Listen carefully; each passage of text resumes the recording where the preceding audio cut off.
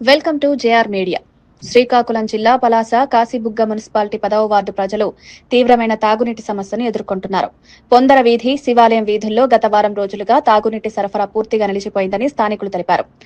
Power bore motor దెబ్బతినడంతో ఈ పరిస్థితి నెలకొన్నప్పటికీ మరమ్మతులు చేపట్టకపోవడంతో ప్రజల్లో అసంతృప్తి వ్యక్తమవుతోంది. అధికారులు, ప్రజాప్రతినిధులకు పలుమార్లు విజ్ఞప్తి చేసినా స్పందన లేకపోవడంతో గ్రామస్తులు గగ్గోలు పెడుతున్నారు. దూర ప్రాంతాల నుంచి నీళ్లు తెచ్చుకునే పరిస్థితి వచ్చిందని మహిళలు ఆవేదన వ్యక్తం చేశారు. ఇదే సమయంలో వీధి దీపాలు వెలగకపోవడం కూడా స్థానికులకు మరో ఇబ్బందిగా మారింది.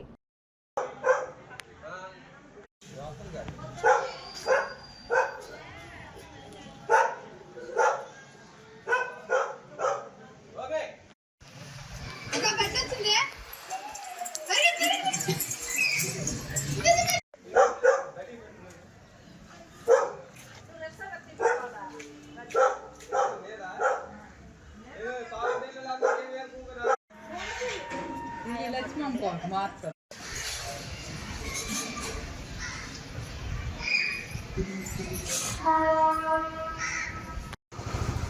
4 రోజులు ఏటు మోటార్ పోయాం అందరికి పెట్టి చేసుకున్నాను.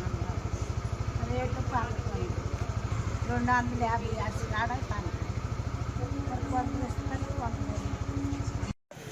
వారం రోజులు అయింది.